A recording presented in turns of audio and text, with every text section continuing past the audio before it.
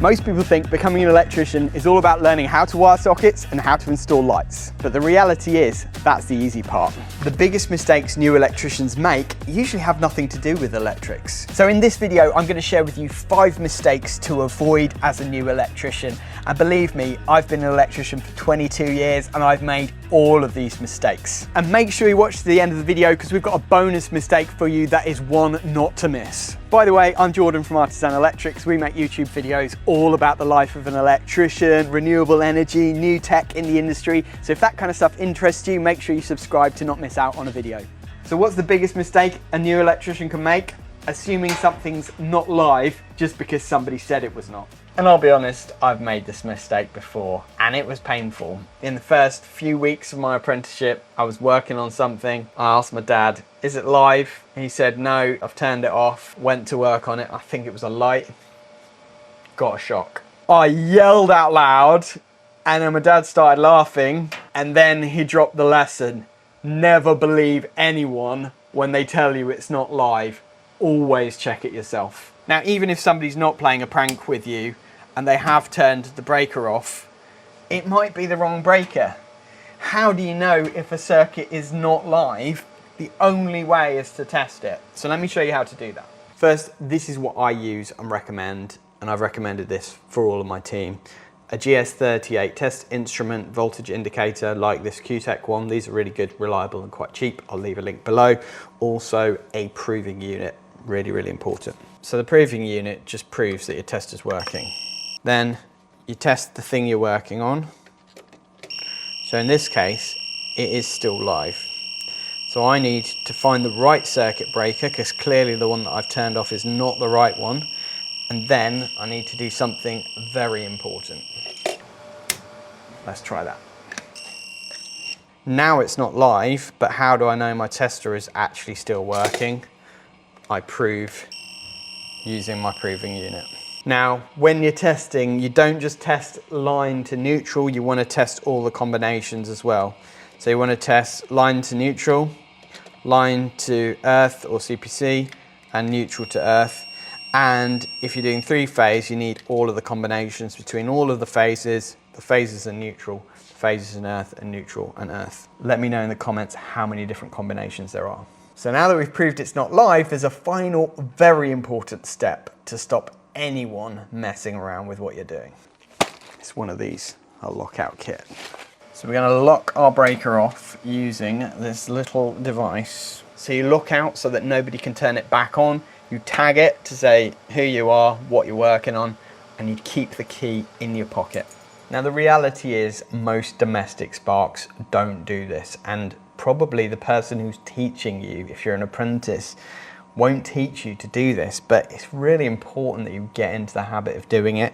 And I know it can be a bit awkward if nobody else does it where you work, but actually your life is important, so don't take any risks. Learn to work the right way. Don't ever believe anyone when they say that it's not live. Always check it yourself, prove that it's not live, and lock it off. And even if you're working by yourself, you might think it's not important, but a customer could come along, see the circuit breakers off and just flick it back on.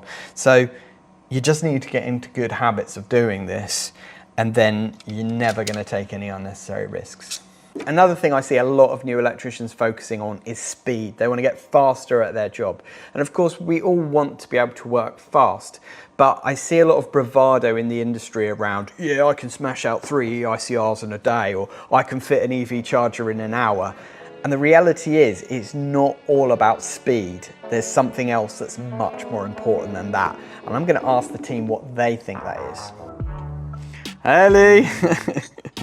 I'm good, yeah. Question for you, we're just doing a video. What do you think is the most important thing that we look for in an electrician at Artisan? Probably someone that's got good standards, I guess. Do you think speed is important?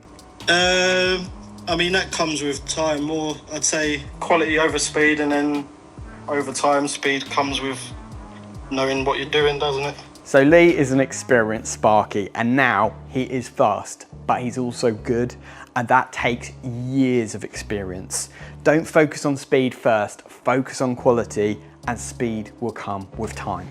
I think speed's important to an extent, but really is it better off doing a bad job quickly or good job slowly, you know what I mean? So Tom, we're hiring a new Sparky tomorrow. What are we looking for in the top Sparky for the Artisan team? I'd say the first thing is attitude, having the right attitude, to focus on quality of work. I don't care how quick someone is. I want them to do the job right, and if that means starting slower to start off with and then building up with that, then that's no issue at all. Being able to hold a conversation is pretty important as well. Yeah, they do need to be able to actually get words out of their mouth, not dragging their knuckles along the ground. The reality is that nobody remembers who finished first, but they do remember who had to come back because the job wasn't finished properly. But if you do have to come back, that's where our next tip is really important.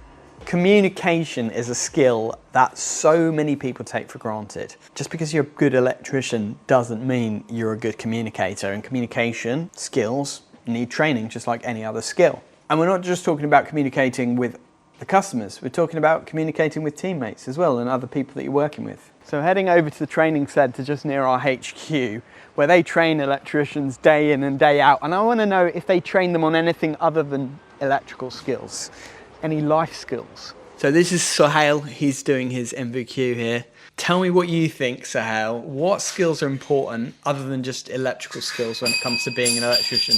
I think humility more than anything else. You got to be willing to say when you don't know something. That's a great one. Yeah. Humility, such an important life quality in general, but especially when you're learning. So we're going to call Matty, who's our newest trainee, to see what he thinks is important when it comes to communication skills. I would say one of the biggest things with customers is just honesty. When you're doing a job, just be honest with what you're doing. Communication with teammates is more just knowing how each other works. I think that's the strongest thing at Artisan. You're individually thinking of what everyone else will be doing at that point, especially when we're doing sort of gateway systems. So we have 3 rules for communication when it comes to customers at Artisan. One is we always let them know when we're going to arrive or if we're running late. Number 2 is we always talk through the job with them first before we start, so they know where everything's going to go. They can confirm any details that they think is important, so we're all on the same page. And number 3 is if there are any delays, which does happen sometimes, nobody's perfect, then we always let them know, explain the delays, why it's happened and what we're going to do about it. If you're thinking about becoming an electrician or you've recently started, let us know in the comments if you've made one of these mistakes or what surprised you most about getting into the trade. Another mistake that I see a lot of new electricians make is buying every tool straight away. And I've been there. I'm a bit of a tool fiend and I've bought lots of tools over the years that I didn't really need. Are there any tools that you've bought that you regret buying because you didn't really need them? Yeah, 100%. I got some tin snippers thinking I could use it on like containment, but it didn't go too well. Yeah, actually, that's a good one, tin snips. Chop saw, first fix nail gun, like carpenter's nail gun. It's probably the worst ones.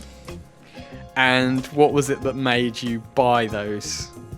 Because they made the one specific job I was doing at the time the easiest. But realistically, I've used them once. Use them once and never again. Sounds like a lot of us out there. Let me know if you've done the same in the comments below. So this is a bunch of tools that I actually bought from a car boot sale because I love vintage tools. It's a bit of like a tool museum in this bag, but the reality is I'm never going to use these and I'm just building up stuff that I don't really need. And now I've got a bigger business and we've got a lot of tools. I mean, check this out. We've got so many amazing Hilti tools. But this one, for example, this is a core drill and I don't think we've ever actually used it. So the reality is I probably could have hired one rather than getting it outright for our business. So what you might want to do is build your toolkit slowly over time. As you get to a job where you need a certain tool and you've got a proven use case for it, that's the time to then buy the tool and add it to your tool collection. You can get by with just a few of the basic tools to start with and then build your collection over time based on what you really need and the type of work you're doing, rather than just trying to think of every single scenario and getting every tool and ending up spending a lot of money that you didn't really need to spend. So this is my tool bag currently, and what I'd say my top tip is always go with quality over quantity. So for example, Not sponsored, but 𝐼𝐻 side cutters are the best. You know, I've tried so many different pairs of side cutters over the years. They're just the best. They're so good quality and they last. So buy tools that are going to last a lifetime rather than just buying cheap stuff that you throw away after a couple of years. Screwdrivers, obviously you need a really good screwdriver set. Things like long nose pliers, quite useful and important. But then there's like fancy tools that you don't really need, but you might be tempted to buy, like these. These are about 50 quid, and I like them, they're useful, I do use them, but not probably essential. Good pair of grips, actually these 𝐒𝐻 ones are probably not great, I'd go with 𝐼𝐻 if you can. The other thing I'd say is an absolute essential is get yourself a good head torch, and if you're in the market for any kind of lights, Unilight make brilliant quality work lights. I'll leave a link below where you can get a discount on Unilight stuff off of the back of this video. MFT, obviously your PPE, but that's it really. You don't need a ton of stuff to get started. Another mistake that a lot of new electricians make is forgetting that it's a business. What do I mean by that? Well, even if you are new and you're employed, maybe you're not thinking about running your own business at all, the reality is you work for a business. And it might well be that at some point you're going to start to run your own jobs, or maybe even manage a team, or maybe at some point in the future you do want to start your own company. And to be honest, when I first started out, although I was running my own business, I was just running it like a job, really, you know, like my own job. So I didn't think about all of the bigger picture factors that go into running a business. It was only when I started to get more work than I could handle, and I started to try and get some extra people to help me out, that I started to have to think more of a business mindset. So wherever you're working, whatever your situation is, take the time not just to learn electrical skills, but to learn the things that happen around the business. For example, could you figure out how you might price jobs? Could you figure out what the business does to build trust and maintain a good reputation? All of that stuff's going to help you now in your current job, but could also help you in the future in what you might end up doing. I promised you a bonus point, and here it is. Most electricians think that when they're qualified, that's the end of their training. But the reality is, when you're qualified, it's only just the beginning. There is so much more that you can learn, so much potential progression as an electrician, whether it comes to doing your testing and inspection, learning about EV chargers, solar and battery storage systems, smart home technology, or all of the other things that are coming. The technology is moving so fast in this industry. It's one of the things that I love about it. There's never a dull moment. There's always new stuff to learn. And particularly with the fact that, annoyingly maybe, our regulations are constantly changing and improving, and we're having to do update courses all the time. There's so much to learn. So my advice to you is stay curious and don't just draw a line under it when you're qualified, but look to the next thing that you can learn, the next thing that you can do to push your skills up. Even if it's regularly doing CPD so that you keep on top of the news in the industry and you learn little specific things that are going to help you in your day-to-day job. Always stay curious, never stop learning, and if you do that, you'll become a great electrician, and you'll also enjoy the journey because there is so much to learn. Every electrician makes a ton of mistakes at the start. The important thing is learning from them early. The electricians who build great careers are the ones who communicate well, keep learning, take pride in their work, and never stop improving. And if you're looking for a company that invests in developing great electricians and produces high quality electrical work, then get in touch with us at Artisan Electrics. There'll be a link below. And why not settle in and watch one of these videos that YouTube thinks you'll enjoy next?